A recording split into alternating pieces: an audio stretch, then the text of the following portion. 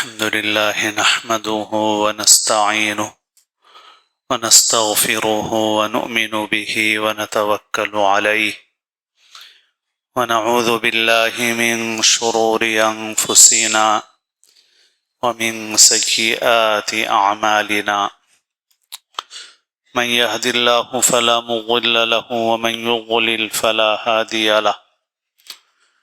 نشهد أن لا إله إلا الله وحده لا شريك له ونشهد أن سيدنا ونبينا ومولانا محمدا عبده ورسوله صلى الله تعالى عليه وعلى آله وأصحابه وأتباعه وأزواجه وذرياته وبارك وسلم تسليما كثيرا كثيرا أما بعد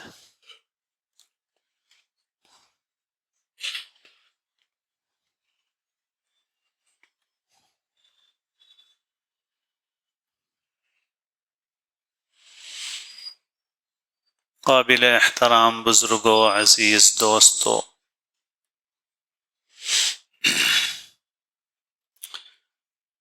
اس وقت ہمارے ملک میں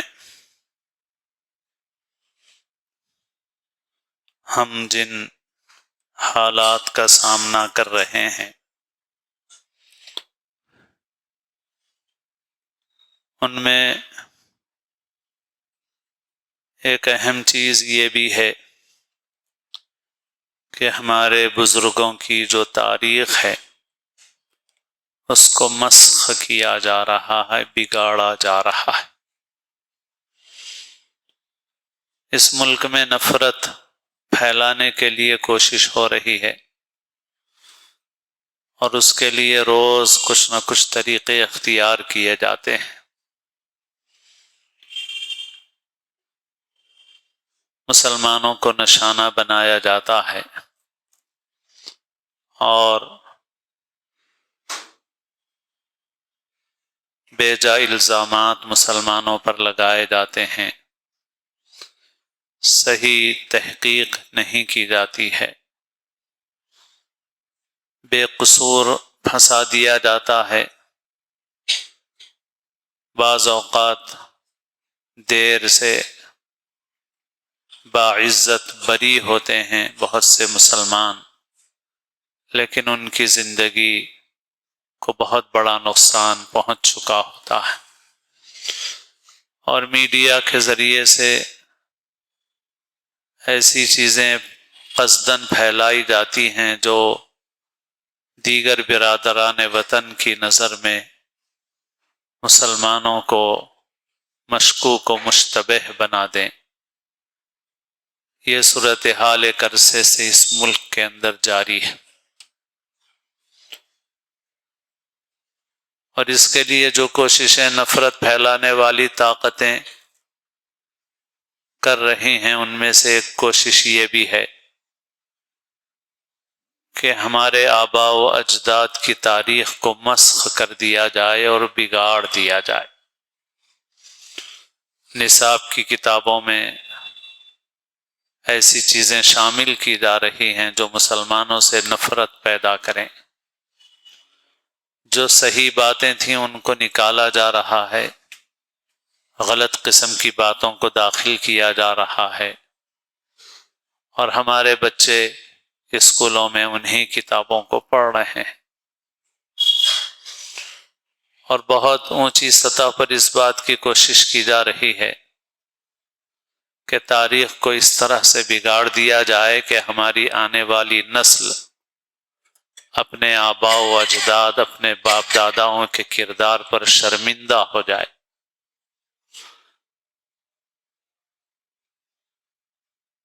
اور لوگوں کی نظر میں، ملک کے لوگوں کی نظر میں ہمارے بزرگوں کی، آباء و اجداد کی حیثیت یہ بن جائے کہ وہ ظالم تھے، لٹیرے تھے، حملہ آور تھے، انہوں نے نقصان پہنچایا، یہ خراب تصویر آئے، اور اس طرح سے ہماری آنے والی نسل اسے اپنے آباء و اجداد پر شرمندگی محسوس ہو اور ملک کے اندر ایک نفرت کی فضا بنے۔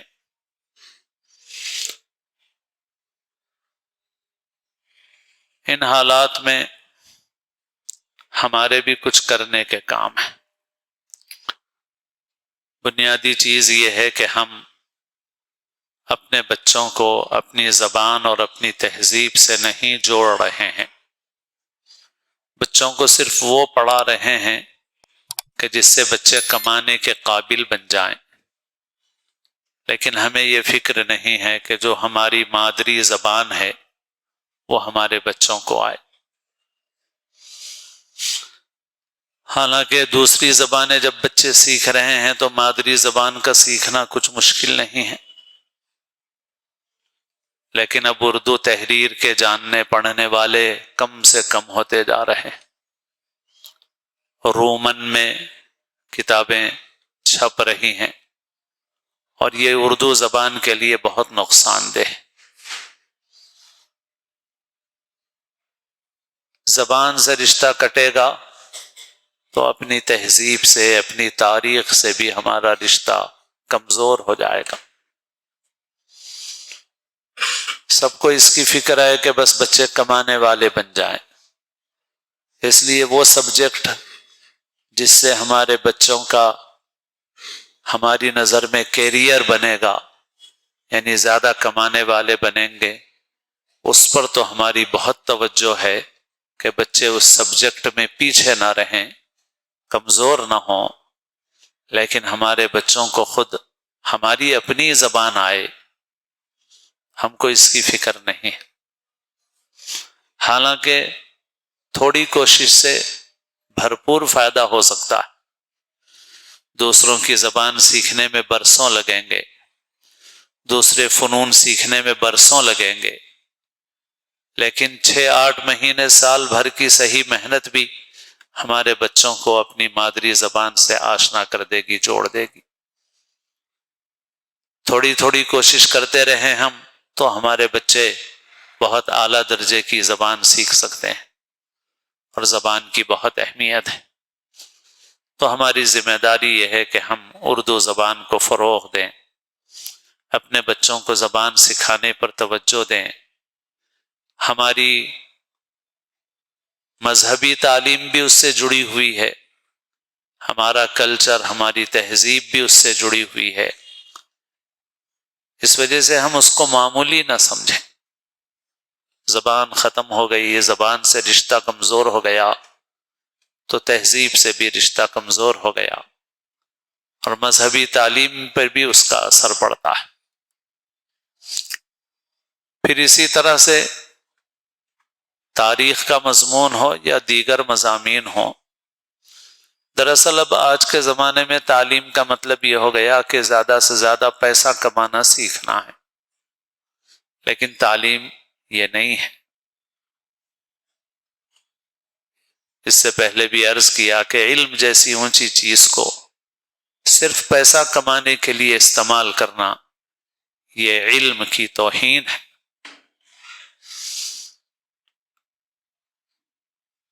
اسی وجہ سے اب بہت سارے پڑھے لکھے ہیں جو حالات سے بے خبر ہیں، پتہ ہی نہیں ہے ان کو، کماتے بہت اچھا ہیں مگر دنیا کے حالات کی بھی ان کو صحیح خبر نہیں ہے۔ یہ زمانہ دجالی زمانہ ہے، دجال کا خروج قریب آ رہا ہے۔ دجال دجل سے ہے، دجل کے معنی فریب، دھوکہ، جھوٹ، جس کے اوپر ایک اچھا غلاف چڑھا دیا جائے۔ تو پوری دنیا میں یہ کیا جا رہا ہے، اور بہت اچھے اچھے عنوانوں سے کیا جا رہا ہے۔ عورتوں کی آزادی کے نام پر بے حیائی اور گندگی پھیلائی جا رہی ہے، عورتوں کو فائدہ نہیں پہنچایا جا رہا ہے بلکہ عورتوں کو نقصان پہنچایا جا رہا ہے۔ عورت بھی برباد ہو رہی ہے، معاشرہ بھی برباد ہو رہا ہے۔ بچوں کے حقوق کے نام پر، فرد کی آزادی کے نام پر بہت ساری غلط چیزیں پھیلائی جا رہی ہیں، ایسی چیزیں جس سے انسانیت تباہ و برباد ہو جائے۔ چند دنوں پہلے ہمارے شہر کے کسی بڑے اسکول کی ایک ٹیچر کا آڈیو آیا تھا، غیر مسلم ہیں وہ، اور اسکول بھی عام اسکولوں میں ایک اسکول ہے، بڑا اسکول، اور وہ خاتون جو کچھ حالات آ رہے ہیں، بچے جس رخ کے اوپر جا رہے ہیں، بہت چھوٹے چھوٹے بچے، اس کے اوپر وہ تشویش کا اظہار کر رہی تھی کہ ہماری آنے والی نسل کہاں جائے گی، یہ کیا ہو رہا ہے، بچوں کو ہم کس رخ کے اوپر بھیج رہے ہیں، اور یہ سب دجالی منصوبہ بندی۔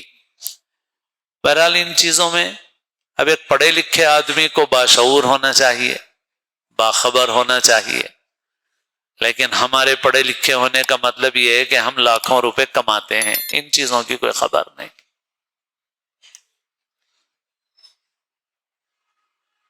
تو بہرحال تاریخ کا ایک مضمون بھی ایسا ہے کہ جو ہم پڑھتے نہیں، نہ اردو میں پڑھتے ہیں نہ کسی اور زبان میں۔ اب ہمارا، اور یہ ہے کہ پھر غلط تاریخ بھی بچے ہمارے پڑھ رہے ہیں اپنے اسکول کی نصابی کتابوں میں۔ تو ماں باپ کی ذمہ داری یہ ہے کہ وہ بچوں کی نصابی کتابوں کا جائزہ لیتے رہیں، اور اس میں جو غلط چیزیں پڑھائی جا رہی ہیں، کم سے کم درجہ یہ ہے کہ بچوں کے ذہن کو دھوئیں، برین واشنگ کریں، بچوں کو بتائیں کہ یہ جو پڑھایا جا رہا ہے تم کو غلط پڑھایا جا رہا ہے۔ ہمارے آباء و اجداد جنہوں نے عدل و انصاف کے ساتھ حکمرانی کی، آج ان کو ظالم بنا کر پیش کر رہے ہیں وہ لوگ جن کا ظلم کھلا ہوا ہے۔ اس ملک میں کیسے واقعات ہمارے اوپر ظلم کے پیش آ رہے ہیں، بے دردی سے پیٹ پیٹ کے لوگوں کو مار دیا جاتا ہے، ان کو انصاف نہیں ملتا، ظالموں کو پھول کے ہار پہنائے جاتے ہیں، مذہبی لباس پہنے ہوئے لوگ حکومت کی گدیوں پر ہیں اور وہ ظلم کر رہے ہیں، ظلم ہم اپنی آنکھوں سے دیکھ رہے ہیں، اور یہ ظالم لوگ ہمارے آباء و اجداد کے متعلق کہہ رہے ہیں کہ انہوں نے ظلم کیا، لیکن تاریخ ان کا ساتھ نہیں دیتی ہے۔ تاریخ بتاتی ہے کہ انہوں نے عدل اور انصاف کے ساتھ حکمرانی کی، انہوں نے سب لوگوں کے ساتھ ایک جیسا سلوک کیا، انہوں نے مسجدیں بھی تعمیر کی، اور ایک حاکم اور حکمران ہونے کی حیثیت سے مندروں اور دیگر مذاہب کی عبادت گاہوں کو بھی جو فائدہ پہنچانا چاہیے تھا انہوں نے وہ فائدہ پہنچایا، ان کو بھی مالی مدد دی، ان کو بھی جائیدادیں دیں۔ یہ ساری چیزیں تاریخ میں موجود ہیں، مگر اب تاریخ کو کیسے بگاڑا جائے اور اس تاریخ کو کیسے مسخ کر دیا جائے، اس کی وہ کوشش کر رہے ہیں۔ اب ہمارے بچے بھی وہی پڑھ کے آئیں گے، تو اب ہم خاموش مطمئن ہیں کہ بھئی ہمارا بچہ اچھی ڈگری حاصل کر کے نوکری کر لے گا۔ آج ہم کو کچھ نہیں محسوس ہو رہا ہے، آج ہمارا بچہ 10 سال کا، 12 سال کا، 15 سال کا، پھر اس کے بعد ایک وقت آئے گا 25-30 سال کی عمر میں، پھر پتہ نہیں ہم رہیں گے نہیں رہیں گے، لیکن ہمارے بچے کے ذہن میں وہ زہر باقی رہ جائے گا جو اس کو ان اسکولی کتابوں کے ذریعے سے ملا۔